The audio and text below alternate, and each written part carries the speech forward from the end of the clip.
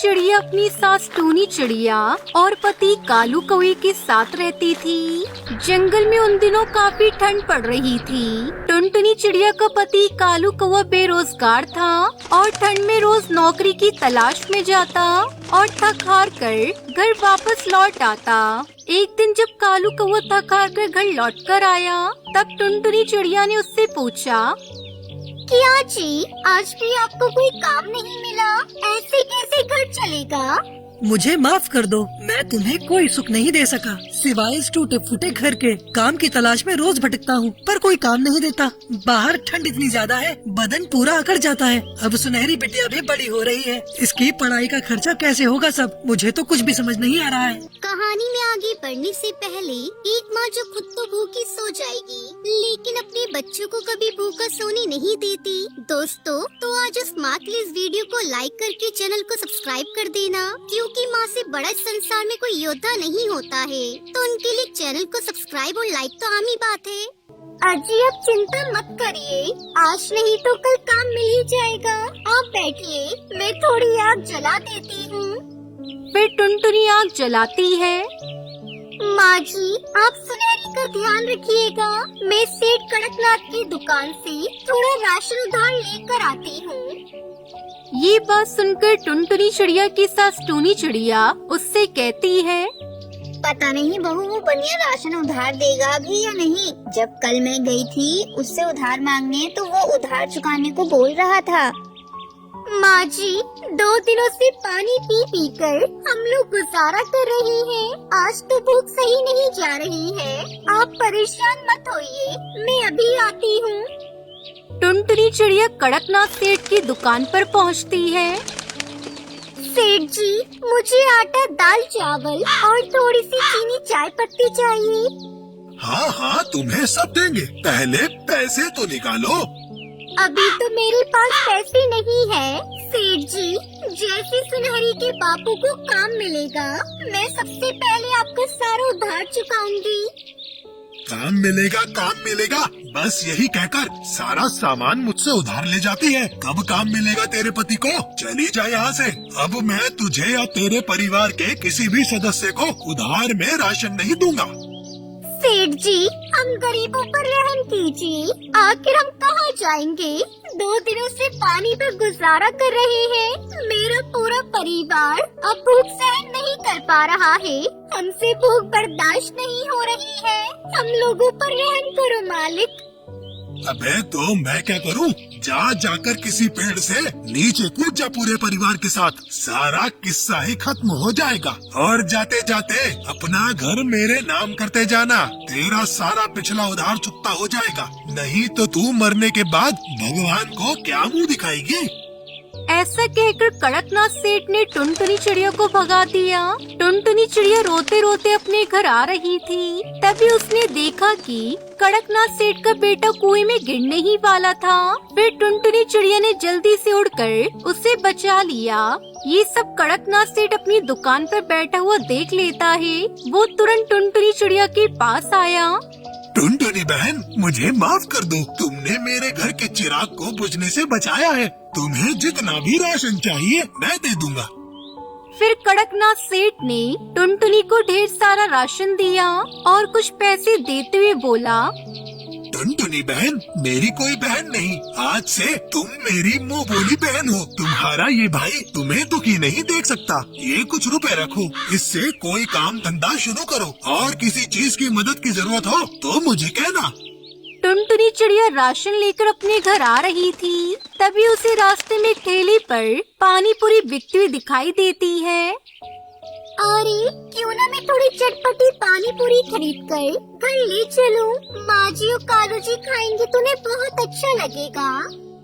टुनटुनी चिड़िया चटपटी पानी पूरी खरीदती है और सोचने लगती है, क्यों ना मैं और कालू जी पानी पूरी बेचे। ठंड का मौसम है, इस मौसम में चटपटी पानी पूरी खाकर जंगल के पक्षियों को मजा आ जाएगा। वैसे भी मुझे तो पानी पूरी का पानी भी बनाना आता है। मैं इस बारे में घर पर बात करती हूँ। टुनटुनी चिड़िया घर पर ढेर सारा राशन लेकर जब वापस आती है तो टुनटुनी चिड़िया की सास टूनी चिड़िया उससे कहती है, बहू, इतना सारा राशन कहाँ से मिला तुझे? टुनटुनी चिड़िया ने सारी बात अपनी सास और पति को बताई और अपने पति से कहा, कालू जी, जब मैं घर वापस लौट रही थी तो मैंने पानी पूरी बिकती हुई देखी और मैंने थोड़ी खरीद भी ली। पानी पूरी की ठेली पर जंगल के पक्षियों की भीड़ लगी हुई थी। क्यों ना आप भी पानी पूरी का ठेला लगा लो, मैं पानी पूरी बनाकर दे दूंगी, आप उसे बेच देना। बेटा, बहू ठीक कह रही है। आखिर तू भी तो इतने दिनों से कोई काम ढूंढ रहा था, तो तू और बहू पानी पूरी बेचना शुरू कर दो और मैं घर में रहकर सुनहरी बिटिया को संभाल लूंगी। अगले दिन से वो दोनों पानी पूरी का ठेला लगा लेते हैं। पानी पूरी ले लो, पानी पूरी, चटपटी स्वादिष्ट पानी पूरी ले लो। एक बार खाओगे तो बार बार आओगे। पानी पूरी ले लो, पानी पूरी। तभी कड़कनाथ सेठ उनकी पानी पूरी की ठेले पर आता है और कहता है, अरे वाह टुनटुनी बहन, तुमने पानी पूरी का ठेला खोल लिया। अब देखना तुम्हारी सारी समस्याएं कैसे दूर हो जाएंगी। ये तो आपका बड़प्पन है सेठ जी, आपने मेरी बहुत मदद की है। अच्छा टुनटुनी बहन, अब मैं चलता हूँ। हाँ बहन, मेरी दुकान पर जितने भी ग्राहक सामान लेने आएंगे, मैं उनको तुम्हारे पानी पूरी के ठेले के बारे में बताऊंगा, ठीक है?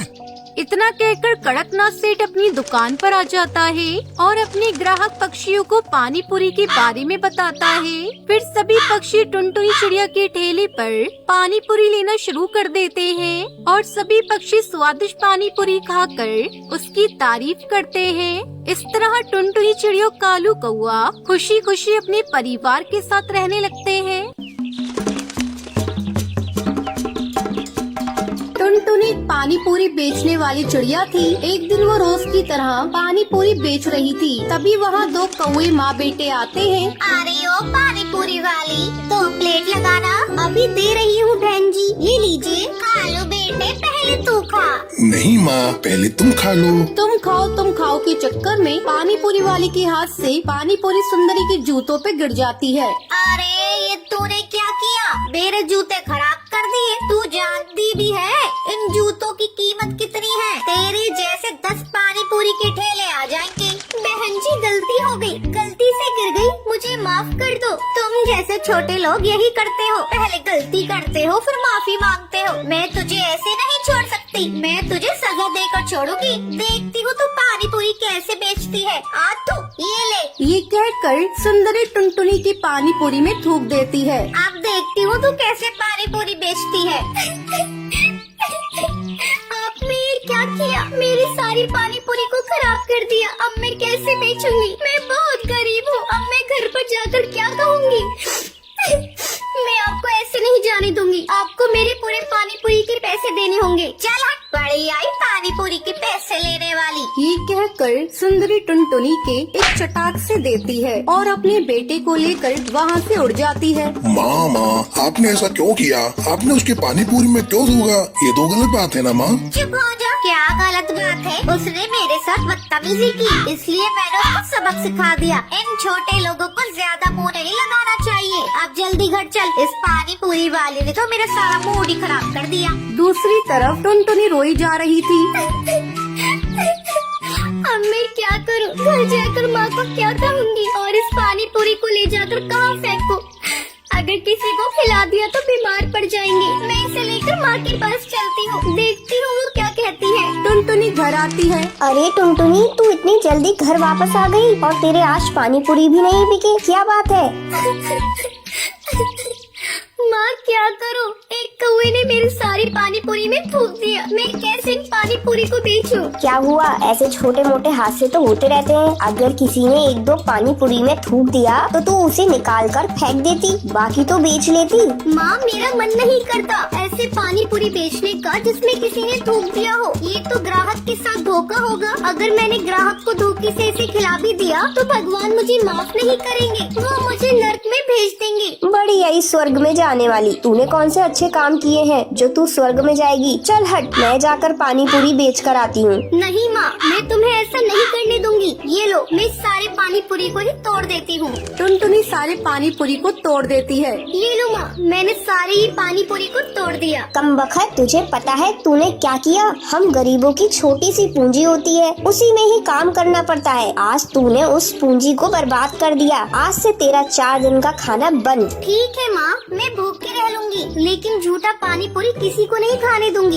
जंगल से बाहर वैसे ही कोरोना से बहुत इंसान मारे गए हैं, मैं इसे जंगल में नहीं फैलने दूंगी। ठीक है, जा अंदर, कुछ पानी पूरी रखे हुए हैं, उन्हें ले जाकर बेच कर आ। टुनटुनी पानी पूरी बेचने जाती है। इस बार मैं अपने साथ कुछ गलत नहीं होने दूंगी। अगर मेरे साथ कोई गलत करेगा तो मैं उसका मुकाबला करूंगी। मैं इतनी कमजोर भी नहीं हूँ जो मैं किसी से हार मान लूँ। टुनटुनी दोबारा से पानी पूरी बेचने लगती है। अरे यू पानी पूरी वाली, आज मैं तेरी सारी पानी पूरी एक ही बार में खरीद लूंगी और अपने पूरे परिवार को पानी पूरी की पार्टी दूंगी। मैम साहब, आप कितनी अच्छी हैं। अगर आपके जैसे ही सभी पक्षी हो जाएं तो गरीब चिड़ियाओं को कोई दुखी नहीं रहेगा। सारी पानी पूरी एक ही बार में बिक जाने से टुनटुनी चिड़िया बहुत खुश होती है।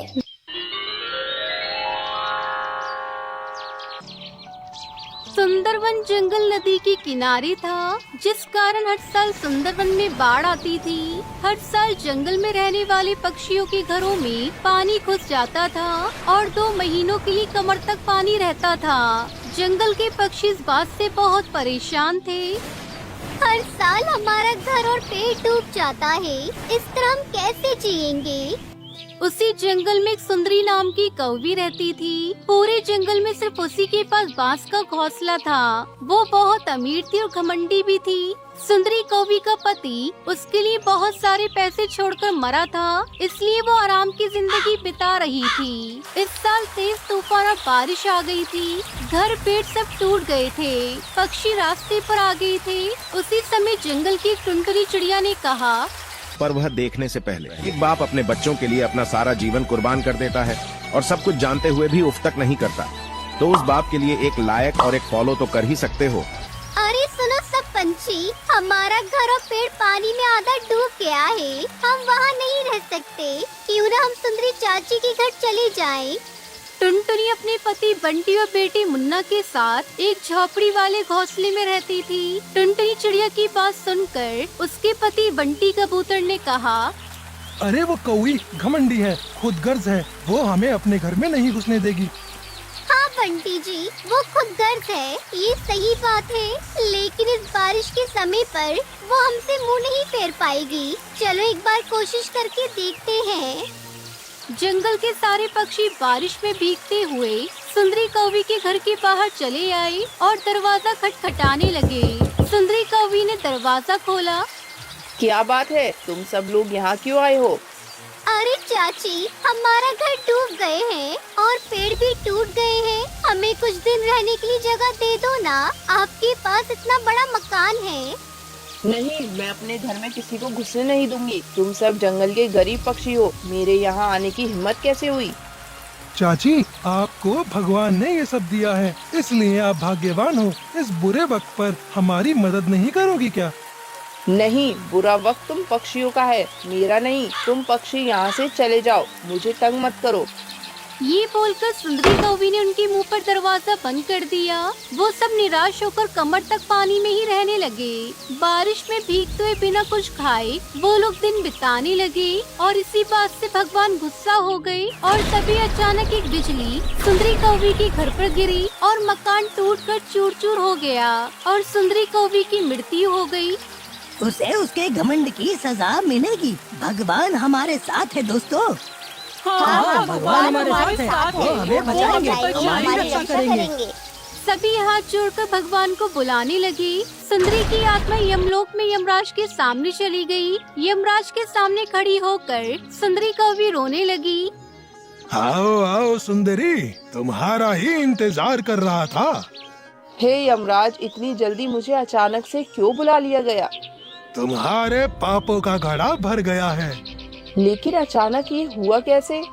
तुमने गरीब जंगल वालों को अपने घर में रहने नहीं दिया। इस हालात पर खुदगर्ज होना सबसे बड़ा पाप है, इसलिए मैंने तुम्हें यहाँ बुलाया है।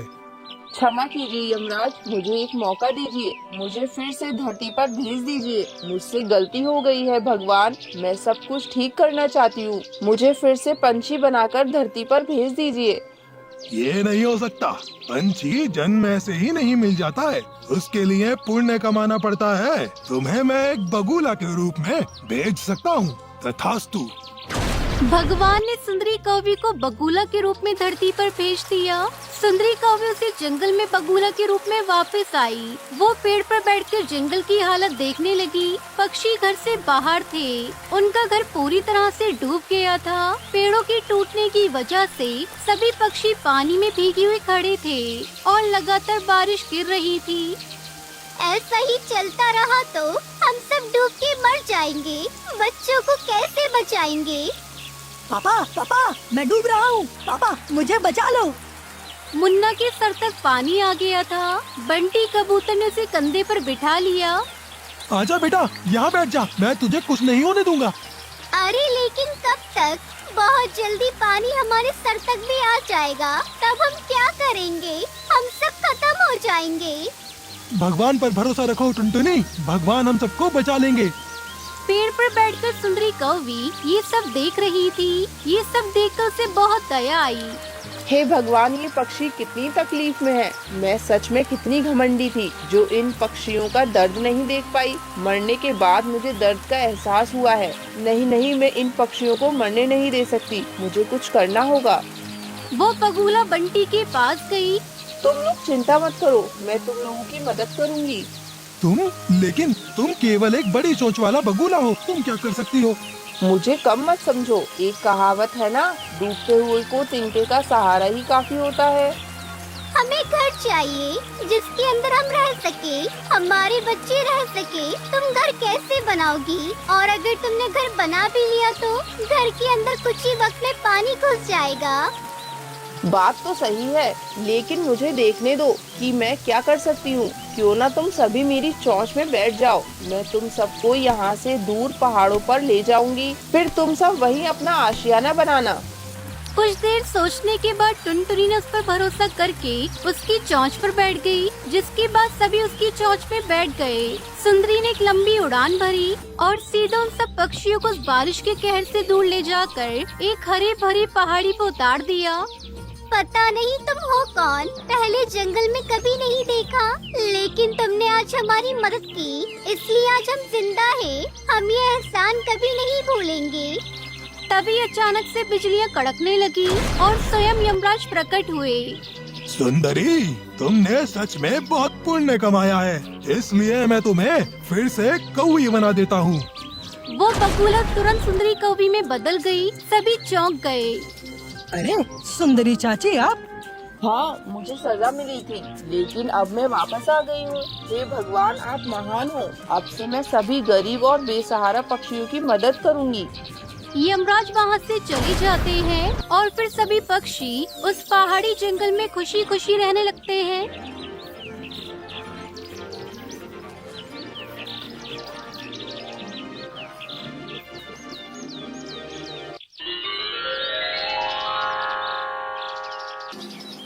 हिमालय नाम के एक जंगल में कालू नाम के एक कौवा रहता था। उसे टूनी नाम की चिड़िया से प्यार हो गया और उसने उससे शादी कर ली। कुछ महीनों बाद टूनी चिड़िया ने एक चिड़िया को जन्म दिया। उन्होंने उसका नाम टुनटुनी रखा। लेकिन कुछ समय बाद टूनी बीमार पड़ गई और एक दिन कालू कौवे को अपने पास बुलाया। सुनो जी, लगता है मैं अब और नहीं जी पाऊंगी। मैं तुम्हारे पास अपनी बच्ची छोड़े जा रही हूँ। मेरे बगैर तुम लोगों को बहुत परेशानी होगी, इसलिए मेरी बच्ची के लिए दूसरी शादी कर लेना जो टुनटुनी की अच्छी तरह देखभाल करे। तब तक आप लोग हमारे इस वीडियो को लाइक और अगर आपने हमारे चैनल को सब्सक्राइब नहीं किया है तो जल्दी से सब्सक्राइब कर लें और कमेंट सेक्शन में जरूर बताएं कि आपको हमारी ये कहानी कैसी लगी। ये कहते हुए वो चल बसी। टूनी चिड़िया की आखिरी इच्छा समझकर कालू ने सुंदरी नाम की कौवी से शादी कर ली। सुंदरी कौवी टुनटुनी चिड़िया की अच्छे से देखभाल कर रही थी। ये देखकर कालू सुकून से था। एक दिन टुनटुनी चिड़िया एक डाल पर बैठकर कुछ सोच रही थी। ये देखकर कालू को उसके पास गया और पूछा, क्या हुआ बिटिया, तुम यहाँ क्यों बैठी हो? कुछ नहीं पापा, बस ऐसे ही। अच्छा, ये तो बताओ तुम्हें अपनी नई माँ पसंद है ना? हाँ पापा, नई माँ अच्छी है। पहली वाली तो झूठ बोलती थी, लेकिन ये जो कहती है ना वही करती है। अच्छा बिटिया, माँ क्या कहा करती थी? बाबा, पहली वाली माँ ना कहती थी अगर मैं बाहर घूमने गई तो मुझे खाना नहीं देंगी, लेकिन फिर वो मुझे सब जगह ढूंढती थी और घर लाकर मुझे खाना खिलाती थी। और ये माँ ने भी मुझसे कहा कि अगर मैं बाहर गई तो मुझे खाना नहीं खिलाएंगी, और खिलाया भी नहीं। बाबा, 2 दिन से मैंने कुछ नहीं खाया। ये माँ अपनी बात पर बनी रहती है बाबा। ये सुनकर कालू का दिल टूट गया। सुंदरी, मैं समझ गया हूँ कि तुम मेरे सामने टुनटुनी की अच्छी देखभाल करने का सिर्फ नाटक करती हो। मैं जैसे ही घर से बाहर जाता हूँ तुम मेरी बच्ची को खाना तक नहीं देती। मैंने तुमसे अपनी खुशी के लिए शादी नहीं की थी। मेरी पहली पत्नी ने मुझसे कहा था कि मेरी बच्ची को एक माँ चाहिए होगी। अगर तुम उसे प्यार नहीं दे सकती मत दो, लेकिन कम से कम उसे समय पर रोज खाना जरूर दे दिया करो। ये कहते हुए वो बहुत दुखी हो गया और वहाँ से बाहर चला गया। फिर सुंदरी कौवी ने टुनटुनी चिड़िया को बुलाया और गुस्से में उसके सामने खाने की थाली फेंक दी। माँ, मेरी चोट लग गई है, क्या तुम मुझे खाना खिला दोगी? इतना सुनकर सुंदरी और गुस्सा हो गई और जोर से चिल्लाई। हाथ नहीं लेकिन मुंह तो है। अपने बाप से सब कुछ कहने के लिए किसने कहा था बाहर जा और चोट मार। अब मैं तुझे नहीं खिलाऊंगी तो तेरा बाबा आकर मुझ पर चिल्लाएगा। फिर सुंदरी कौवी टुनटुनी के मुंह में खाना ठूसने लग गई। माँ, मेरा मुंह जल रहा है। माँ, इसमें बहुत मिर्ची है, थोड़ा घी मिला दो माँ।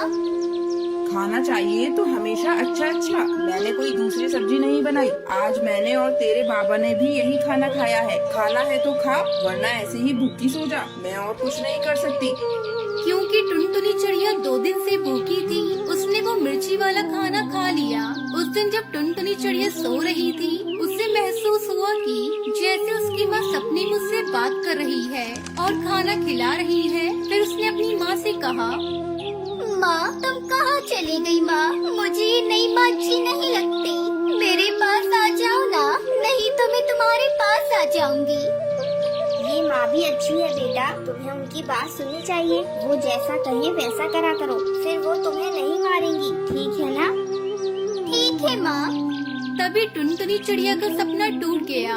बहुत दिन बीतने के बाद भी सुंदरी के व्यवहार में कोई बदलाव नहीं आया। जब कालू घर पर होता तो वो नाटक करती कि वो टुनटुनी चिड़िया की अच्छे से देखभाल कर रही है, लेकिन जैसे ही घर से बाहर जाता वो टुनटुनी से घर के सारे काम करवाती। टुनटुनी चिड़िया उसके जुल्म सहन नहीं कर पा रही थी। अपने बाबा को बिना कुछ बताए वो हमेशा उदासी रहती थी। मैं बाबा को कुछ बता भी नहीं सकती। अगर बताऊंगी तो माँ और बाबा के बीच लड़ाई होगी। ये बात मुझे अच्छी नहीं लगती, लेकिन मैं अपनी नई माँ का जुल्म और बर्दाश्त नहीं कर पाऊंगी, इसलिए मुझे घर छोड़ना होगा। ऐसा सोचकर टुनटुनी चिड़िया अपना घर छोड़ देती है और दूसरे जंगल जाने लगती है। टुनटुनी चिड़िया बहुत थक गई थी, उसे पता नहीं था कि वो कहाँ जाएगी। थोड़ी दूर जाने पर टुनटुनी चिड़िया को एक पेड़ दिखाई देता है और वो उस पेड़ पर बैठ जाती है। टुनटुनी चिड़िया को देखकर बबली नाम की कबूतरी उसके पास आती है और उससे पूछती है, अरे बेटा, तुम ऐसे अकेले क्यों बैठी हो? और तुम तो बहुत छोटी हो। जंगल में कई शिकारी पक्षी रहते हैं, कहीं वो तुम्हें अपना शिकार न बना ले। आंटी, अगर मैं जंगली पक्षियों का शिकार बन जाऊंगी तो मुझे कोई दुख नहीं होगा, क्योंकि मेरी माँ ने मुझे अपना रोज शिकार बनाया है। अरे बेटा, ये तुम कैसी बातें कर रही हो? टुनटुनी चिड़िया बबली कबूतरी को अपनी सारी आपबीती बताती है। टुनटुनी की बात सुनकर बबली कबूतरी को बहुत दुख होता है और वो टुनटुनी चिड़िया से कहती है, देख बेटा, मैं पक्षियों के घर काम करती हूँ और उसी काम से मैं अपने घर का गुजारा करती हूँ। अगर तू चाहे तो मेरे साथ रह सकती है, मैं तुझे कोई काम दिलवा दूंगी। ठीक है आंटी, मैं कोई काम करके अपना गुजारा कर लूंगी। कम से कम मुझे अपनी सौतेली माँ का जुल्म तो नहीं सहना पड़ेगा। इस तरह टुनटुनी चिड़िया बबली कबूतरी के साथ काम करके खुशी खुशी अपना जीवन बिताने लगती है।